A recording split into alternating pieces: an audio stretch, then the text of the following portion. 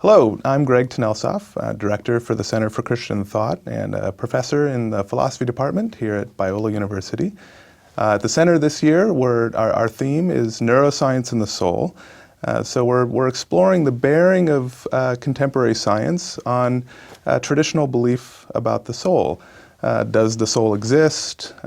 If it does, how is it related to the brain? Is it caused by the brain? Is it just the brain? Can it exist even if our bodies and our brains are destroyed? Is there life after death? Questions like these. I'm joined today by Professor Mark C. Baker, Professor of Linguistics at Rutgers University.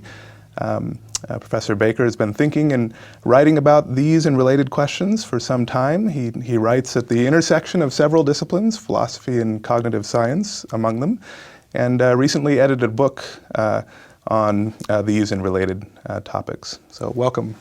Mark, your book is entitled The Soul Hypothesis, Investigations into the Existence of the Soul. What is the soul hypothesis and how might it be investigated? And in particular, what does science have to do with it? People might have thought, well, given the kind of thing the soul is supposed to be, it doesn't seem like science would have much to say about it. So does science have something to say about it? And how should we think about these things? Well, of course, those are all great questions and complicated questions and take some teasing apart. We picked the title Soul Hypothesis fairly carefully. We wanted to use soul hypothesis rather than soul religious belief or something like that, because we believed that it had and should have some intersection with science. On the other hand, we picked it soul hypothesis rather than soul self-evident truth or something, because we didn't know that was that or what the implications of that would be. But the idea of a hypothesis generally in a scientific theory is it's some serious idea that you're testing out to see how it relates to other ideas, how it works together to explain things that we see. And kind of the idea of the book is that this has been kind of ridiculed or downplayed in the effort to kind of secularize everything. But if we took that idea again and put it back into the equation and saw how it would relate to other ideas, maybe we could explain some things that we couldn't otherwise. And it's not like cognitive science and neuroscience and so on have solved everything and there are no mysteries left to do, so it seems worth a try. One often gets the impression in reading about these things that though there may be some mysteries left over, one thing that has been established is that our entire mental life is caused by the brain. Whether or not it's the same thing as whether our minds are just the same thing as our brains, surely everything that happens in our mind finds its cause in the brain. At least this is the impression one gets. And what do you make of that? That's the impression that one gets when one reads neuroscientists or cognitive scientists who would like more funding for what they do, and which I understand that. But I think there's a kind of a fallacy that we can fall into here. So the brain does a lot of things, a lot of important things, no doubt about that. I think we know that. And we know that every part of the brain does something. So I remember studying and hearing about, injuries to different parts of the brain and thinking, where would I rather have my brain injury? And the answer is there's no good place to have a brain injury. But then I think you can go from a fallacy to that the brain does a lot and every part of the brain does something to the brain does everything. And especially if you're kind of in that, so you're studying, your job is to study the brain, you're used to framing questions in a certain way, you're used to thinking of questions in a certain way, and the answers to all of those questions might be in the brain.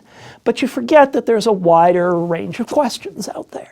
Now your questions in particular, the questions of your field, have to do with language. You're a linguist. Mm-hmm. And now, what kinds of questions does that field bring you into in connection with this? What does the science of language have to do with whether or not we've got immaterial souls?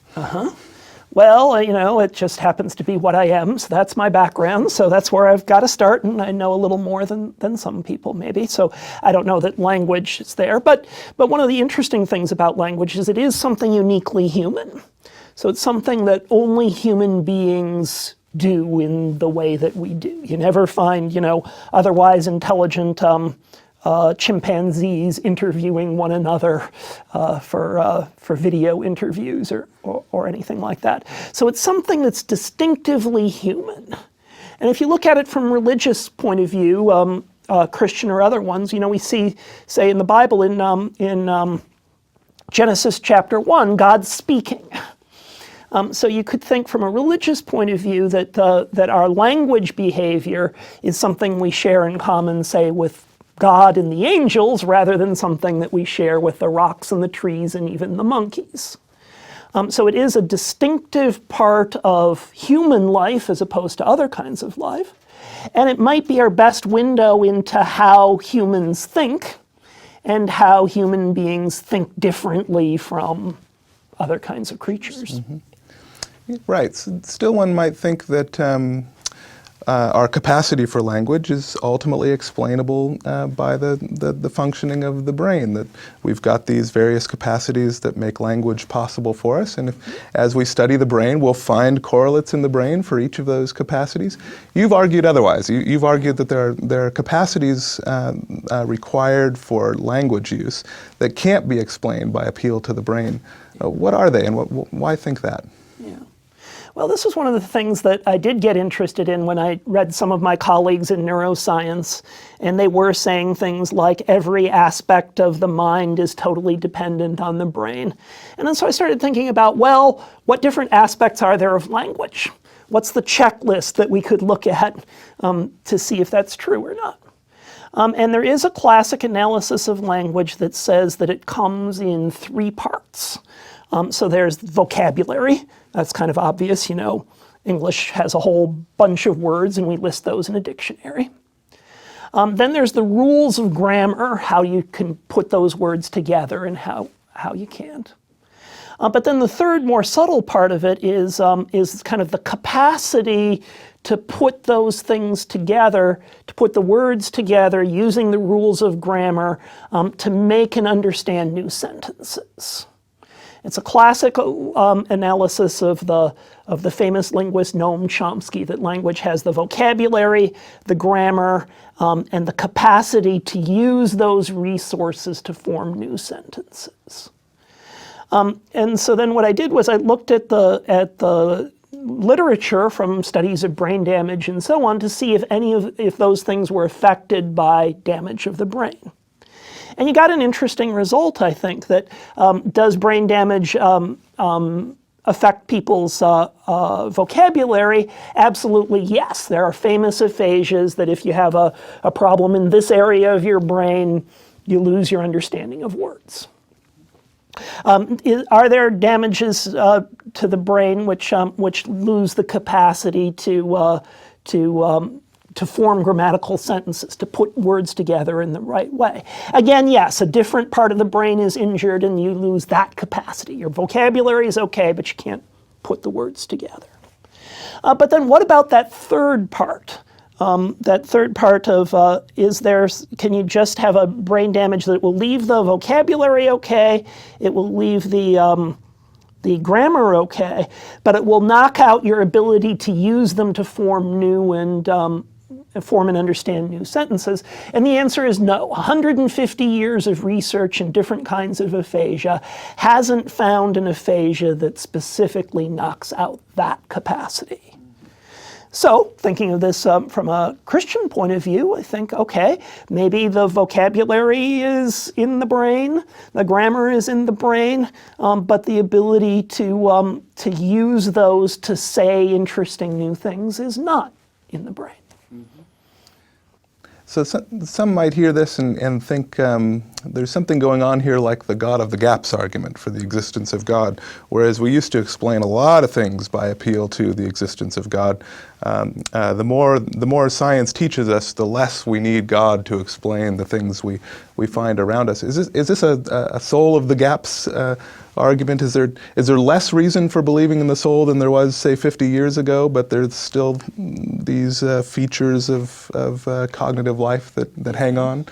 Well, I don't know. I wasn't doing this 50 years ago, so I don't know what the the shift might have been. Is it a God of the gaps argument? I think sort of. I don't think all of the ways that belief in God and souls is relevant are God of the gaps arguments. This one might be to some extent. But I'm not totally embarrassed about that. Of course, science might prove otherwise. That's fine. I have no problem with that. But you'd think if there was something important like God at work in the world, or if God gave people souls, those souls should make a difference. So there should be something we can do because we have a soul that we wouldn't be able to do if we didn't have a soul. And that's going to be a God of the gaps sort of argument. It's going to look like that to people coming from a different perspective. So I'm not necessarily embarrassed about that. A little bit humble maybe, but not necessarily embarrassed about it. And again, we can make a comparison. I mentioned brain injury, but if you look at what chimpanzees can do about language, you can teach a chimpanzee a certain vocabulary of about 150 words. You can teach a chimpanzee a simple grammar where it'll put its 50 verbs in front of its 50 nouns. But no chimpanzee, even the most talented, have started using these in creative ways to make new sentences. If you look at the most talented apes, their average length of utterance, it's called the average size of a sentence that they'll spontaneously make, is 1.1 words. That's one-word sentences. That's not what we're doing here, anything close. And similarly with computers, you can program computers to have a large vocabulary. They'll understand lots of words. They could look it up. Google Dictionary will do that. There's no problem teaching them the words, but we still don't have computers that can talk freely about novel stuff. So it really seems like if you look at computers, if you look at comparison with animals, if you look at brain damage, there seems to be something special about this capacity to form and understand novel sentences. One of the capacities traditionally associated with the soul, the immaterial soul perhaps, is this capacity for freedom of the will. And one of the ways that we take ourselves to be importantly different from computers is precisely that we've got this capacity for freedom. Well, how does that show up? Can you say more about how that shows up in our capacity to use language? Where does freedom show up? Yeah. Well, I think that's exactly at the heart of what we've been talking about so far. So it might be programmed into me that the word for chair is chair. I don't have any freedom about that. It might be programmed into me that the object of the sentence comes after the verb. I don't really have any freedom about that. But I do have freedom about whether I talk about chairs now or not. I have freedom about how I answer you. That does not seem to be programmed into me. And I think that kind of the connection is here, this whole capacity to make and form new sentences is really just traditional free will applied to the area of language. But I think that that's interesting. So that's a kind of a convergence between the gap that we find in neurological evidence and the traditional Christian idea of what souls do. They have free will.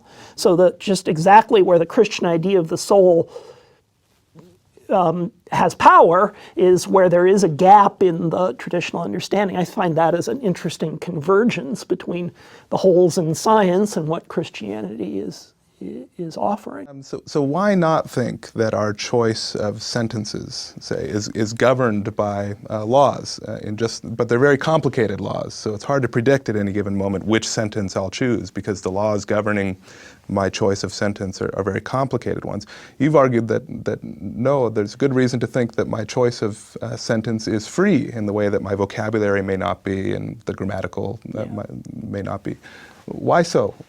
Well, I don't know that we can just take this, I don't think we can just maybe figure this out. So I don't know if I can prove that to you, but we can do kind of plausibility arguments. I guess the thing I was going to say before is I think we see our freedom of the will most clearly in our language behavior, even more clearly than other things. I suppose I have free will in lots of ways, but we see it in our language behavior. Why? Because it's easy to talk. and because there aren't a lot of consequences to talk. So I may not murder my friend because of the legal consequences, but I might still curse my friend or insult my friend or so on. So we show kind of what's in our hearts most fully, maybe, because talking is so easy. There's such a wide range of things we can do, such a wide range of things we can say, and there are fewer consequences. So I think maybe that's the place where we see our freedom of will in kind of the richest, fullest kind of way. Now we come to then the question of, is what I say determined by my situation? I'm sure materialists who are convinced that that's the only thing that could be would say that. It's just some very complicated process. What's the evidence for that?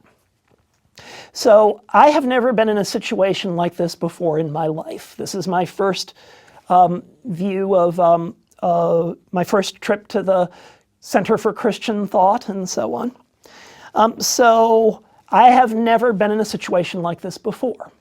So now, what would you want to know about my history or my situation or anything that will help you predict what I'm going to say next? It just seems, you could believe that, but we're in new situations all the time. We say unpredictable things all the time. Even if you think, oh, I'm going to say something in this general area because you read my book or whatever, you still don't know exactly how I'm going to say it. And you could think, okay, the more and more I know someone, I've been married to my wife for over 25 years now, I know certain things that are important to her for sure, but can I predict more accurately exactly what she's going to say, word for word and so on, how she's going to express that? No, it seems to me like you could know every fact there is to know about what somebody's thought or said or all the situations before, and you wouldn't be any better positioned to predict the details of what they're going to say next than otherwise. So why should we believe that? I mean, we should believe that if that's what our philosophy tells us that's the only thing it could be, then maybe we believe that. But I think to an open mind, I don't see any evidence for believing that. Cognitive scientists have sometimes suggested that the human mind is like a very complicated computer. Yep. And we can explain everything that goes on in a computer by appeal to its physical parts and their functions. We've been talking about one dimension of the human mind that seems importantly different from computers, its capacity for free choice and the way that shows up in language use. Are there other dimensions of the human mind that you think are importantly different from computers? Well, maybe. It is generally true that a computer will only do what it's programmed to do. And what a computer does is deterministic function of what's put into it. And we don't have any evidence that that's true for us. That doesn't mean that computers don't surprise people because they're so complicated. There might have been a mistake in them or something. Well, they'll do something surprising to the programmer. But that's an accident when that happens. Another thing that I've been thinking about recently is one of the special properties that our thoughts apparently have is that they can be true or false. So I can say to you, it's raining today, and that has a certain meaning. It means that it's raining today, and either that's true or false. In fact, we can look that up. But natural systems don't typically have that property. Any kind of, if you have a certain rock or something, it might show the effects of things that have happened to that rock in some way or another. It might show that, somebody hit it with a pickaxe. But that rock doesn't say, I was hit by a pickaxe. And it's not saying true, John hit me with a pickaxe, and false, Mary hit me with a pickaxe. And that's probably true even of computers, that they might represent various things, but they don't in themselves have the property of being true and false of those things. Can we explore that a little further? So you might have thought that insofar as something is capable of encoding information, if it can have information in it, a rock face can contain information about its causal history, or we talk of storing information in our computers. And you might have thought insofar as something can encode information, it can thereby be either true or false. The information thus encoded can be true or false. You've argued not so. There's an important difference between the encoding, something's being able to encode information and something's being true and false. Why think that? Well, yeah, this is something that's just occurred to me pretty recently, and how important that distinction might be. But so suppose a geologist is studying a cliff face in the Grand Canyon, say, and sees there's maybe 13 layers of rock on that cliff face. And he deduces, rightly or wrongly, there were 13 different geological ages that come from that. So did the cliff face have information about, when that part of the world was underwater or whatever, or not? Yes, absolutely. There is information there about what happened to make all those rocks. But is that cliff face true or false about that? So imagine one of the layers of rock is missing there.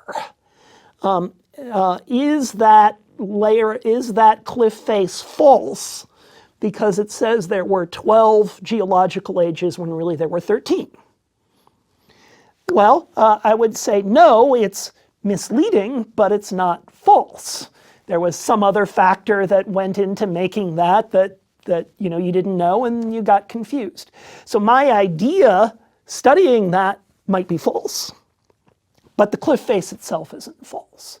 So natural objects like cliff faces, they can give all kinds of information of the things that have caused them or affected them.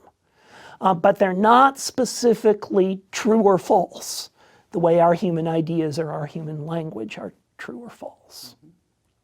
And sentences on a page are, on one way of thinking about it, natural objects, just as are rock faces.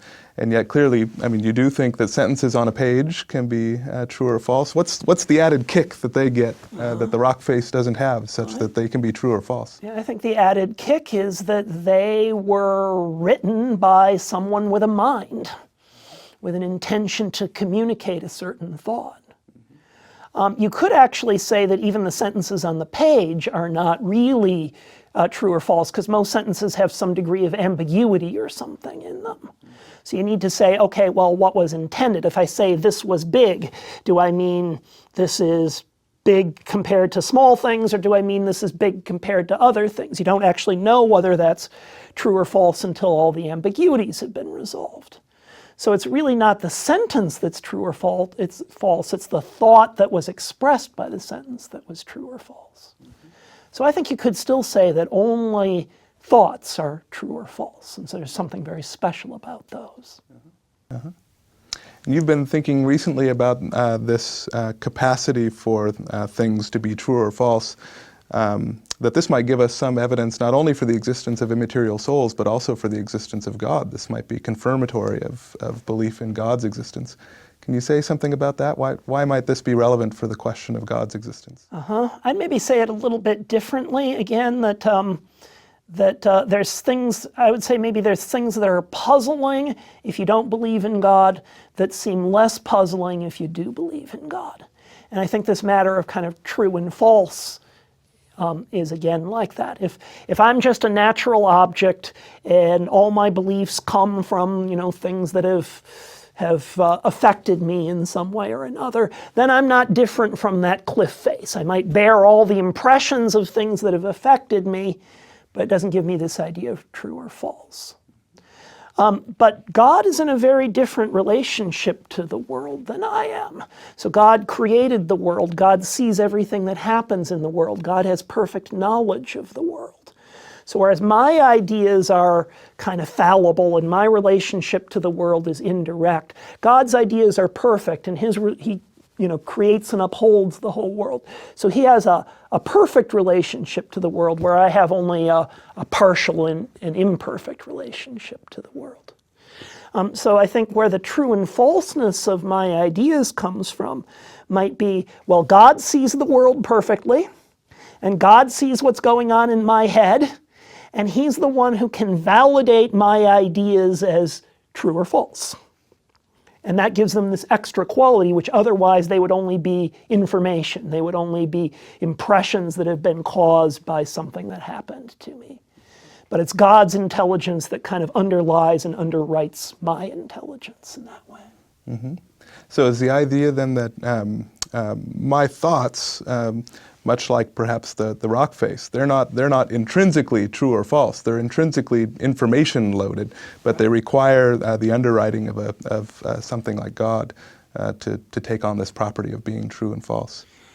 I think that's right. That's how I like to think about that now. I maybe would clarify a little bit. When we say my thoughts, we haven't clarified who's me and what are my thoughts. So if we're just thinking of me as my brain and my thoughts as the neural activity that's going on in my brain, as materialist-oriented people do, then I think that physical sense of me isn't really different from the cliff face. And therefore it needs something else, just like the cliff face needs the geologist to understand it, to figure out what that means about the geological ages and kind of say, okay, this is what it means. In the same way, we as physical creatures might need God to understand us and give the physical things that happen in us meanings that can have true or false. When we go back to the soul hypothesis, there is the possibility that there's a little more to me and to my thoughts than just that neural part. I might have a soul as well. And then if you put my soul into the equation, and my thoughts aren't just the neurons firing in my brain, but they're my neurons firing in my brain being understood by my soul, then that might already make them different from the cliff. Okay, well this concludes our time. I want to thank you again, Professor Baker, for being with us for this fascinating conversation. Yeah, my pleasure. Thanks for having me. Okay.